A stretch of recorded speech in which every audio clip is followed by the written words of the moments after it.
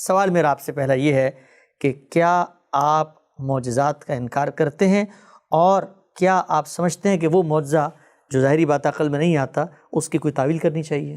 میں جس خدا کو مانتا ہوں وہ قادر مطلق خدا ہے، وہ علی کل شیء قدیر ہے، وہ بکل شیء علیم ہے۔ اس نے اس کائنات کو بنایا ہے، وہ اس کا خالق ہے، وہ زمین و آسمان کا بادشاہ ہے۔ میں اس کے بارے میں یہ سوء ظن کیسے رکھ سکتا ہوں کہ وہ فلاں بات نہیں کر سکتا؟ اس نے یہ دنیا بنا دی، یہ پورا عالم بنا دیا، اس نے مجھے وجود بخشا، اس کے لیے کیا ناممکن ہے؟ اس میں عقلی استحالے کا کیا سوال؟ پروردگار عالم جب چاہے اپنے بندے کو اٹھا کے لے جائے، جس وقت چاہے اٹھا کر لے جائے۔ مجھے اگر یہ بتایا جائے کہ رسالت مآب صلی اللہ علیہ وسلم یا رسالت مآب صلی اللہ علیہ وسلم سے پہلے حضرت مسیح یا ان سے پہلے موسیٰ علیہ السلام یا ابراہیم علیہ السلام کو 10-20 سال کے لیے اللہ تعالیٰ آسمان پر لے گئے تھے، میں کیوں اعتراض کروں گا اس پر؟ اس میں عقلی لحاظ سے کیا اشکال ہے؟ مدرسہ فرائی کی چیزیں آپ نے پڑھی ہیں، تدبر قرآن کا آپ نے مطالعہ کیا ہوگا، امام فرائی کی چیزیں بھی آپ نے دیکھی ہوں گی، میری تفسیر البیان بھی دیکھی ہوگی۔ اس میں کس معجزے کا انکار کیا گیا ہے؟ یعنی سیدنا موسیٰ علیہ السلام کے معجزات، عصا کا سانپ بن جانا، ید بیضا، مسیح علیہ السلام کے معجزات، مردوں کو زندہ کر دینا، بن باپ پیدا ہونا، گہوارے میں کلام کرنا، یہ سب باتیں ہم مانتے ہیں، ان کو بیان کرتے ہیں، ان کے دلائل دیتے ہیں، ان پر لوگوں کو قائل کرتے ہیں۔ اس وجہ سے یہ مقدمہ بالکل بے بنیاد مقدمہ ہے۔ ہمارا مسئلہ صرف یہ ہوتا ہے کہ ہمارے سامنے اگر کوئی بات اللہ کی نسبت سے یا اللہ کے رسول کی نسبت سے آئی ہے تو اس میں ادنیٰ درجے کا کسی انسان کا کوئی فکر شامل نہیں ہونا چاہیے۔ یعنی یہ بات واضح ہونی چاہیے کہ اللہ تعالیٰ نے کس بات کو کس طرح پیش کیا ہے، معجزے کے طور پر پیش کیا ہے، واقعے کے طور پر پیش کیا ہے، اپنی کسی آیت اور نشانی کے طور پر پیش کیا ہے۔ اس کی تحقیق ہونی چاہیے۔ یہ تحقیق ہم ضرور کرتے ہیں، لیکن یہ کہ یہ کہاں سے تاثر ہو گیا، میں نے ان معجزات پر لکھا ہے، استاذ امام نے ان معجزات پر لکھا ہے، اس سے پہلے امام فرائی نے ان معجزات پر لکھا ہے۔ معجزہ تو خود پیغمبر کے ساتھ اللہ تعالیٰ کا کلام کرنا ہے، جس کو ہم مان کر ہی اسلام میں داخل ہوتے ہیں۔ یعنی قرآن خود معجزہ، یہ کوئی معمولی درجے کا معجزہ ہے کہ آپ کو یک بہ یک ایک شخص یہ کہتا ہے کہ میرے ساتھ اس کائنات کا پروردگار بات کرتا ہے۔ یعنی جب ہم قرآن مجید کی تفسیر کرتے ہیں تو یہ بتاتے ہیں نا کہ سیدنا موسیٰ علیہ السلام راستے میں جا رہے تھے، سردی کا موسم تھا، تاریکی تھی، ان کو ضرورت محسوس ہوئی کہیں سے آگ لائیں یا کہیں سے راستہ پوچھیں، آواز آئی کہ میں تمہارا پروردگار بات کر رہا ہوں۔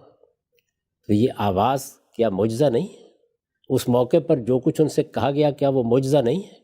کسی شخص کو پیغمبر بنا کے اپنا کلام اس پر اتارنا کیا یہ معجزہ نہیں ہے؟ قرآن مجید معجزہ نہیں ہے؟ اور اسی طرح میں پہلے عرض کر چکا کہ سیدنا موسیٰ کے، اسی طرح سیدنا مسیح علیہ السلام کے جتنے معجزات قرآن مجید میں بیان ہوئے ان سب کو ہم نے ہمیشہ واضح کیا ہے اور یہ بتایا ہے کہ اس میں کوئی عقلی استحالہ نہیں ہے۔ عقلی استحالہ تو اس میں ہے کہ کوئی شخص یہ کہے کہ اللہ تعالیٰ ایسا نہیں کر سکتا۔ اچھا، یعنی جب آپ اللہ تعالیٰ کو قادر مطلق مانتے ہیں اور یہ مانتے ہیں کہ وہ اس کائنات کا بادشاہ ہے اور یہ سب کچھ اسی نے خلق کیا ہے، تو اس کے بارے میں یہ ماننے میں کیا معنی ہے کہ وہ فلاں وقت میں سورج کو 2 ٹکڑے کر دے، چاند کو ریزہ ریزہ کر دے، ایک نئی دنیا چشم زدن میں بنا کر کھڑی کر دے۔ یہ بالکل درست ہے کہ اس نے کچھ قوانین بنائے ہیں، ان قوانین کے مطابق یہ دنیا چل رہی ہے اور اس طرح کے معاملات روز روز نہیں ہوتے، یہ درست ہے۔ لیکن یہ کہ وہ جب کرنا چاہتا ہے تو کوئی اس کا ہاتھ پکڑ سکتا ہے، کوئی اس پر تنقید کر سکتا ہے۔ اور میں آپ سے عرض کرتا ہوں کہ جب ہم پیغمبروں کی تاریخ پڑھتے ہیں تو قرآن مجید ہمیں یہ بتاتا ہے کہ نہ صرف یہ کہ ان کو معجزات دیے جاتے ہیں، یہ معجزات اس لیے بھی دیے جاتے ہیں کہ ان کو بعض ایسے حالات میں بات کرنا ہوتی ہے جہاں بات کرنا ہی ممکن نہیں ہوتا ان کے بغیر، جیسے فرعون کے دربار میں جانا ہے۔ یہ معجزات اتمام حجت کے لیے دیے جاتے ہیں، جیسے کہ بنی اسرائیل پر اتمام حجت کے لیے مسیح علیہ السلام کو معجزات دیے گئے۔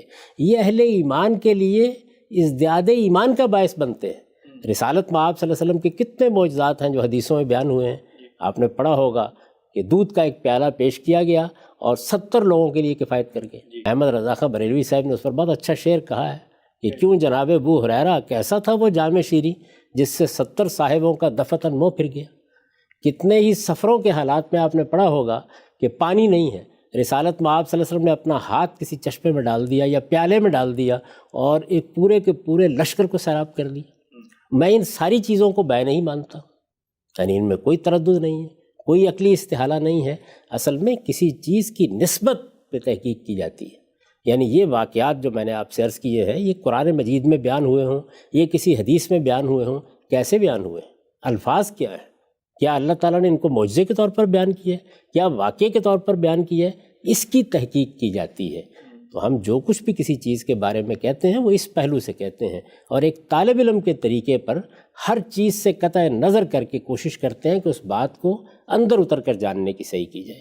اللہ تعالیٰ کی بات کیا ہے، اللہ کے پیغمبر کی بات کیا ہے، واقعے کی حقیقت کیا ہے، اصل میں کیا چیز تھی، اس سے کوئی کنٹرڈکشن تو پیدا نہیں ہو رہی۔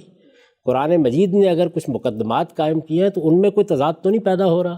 جو بات بیان کی گئی ہے ان کے لیے کیا الفاظ استعمال کیے گئے ہیں، کیا جملوں کی تالیف ہے، کیا سیاق و سباق ہے، یہ چیزیں ہیں جو ہمارے ہاں زیر بحث آتی ہیں، اور لوگ ان کے بارے میں یہ خیال کر لیتے ہیں معجزات کے انکار کا تو کوئی تصور بھی نہیں کیا جا سکتا۔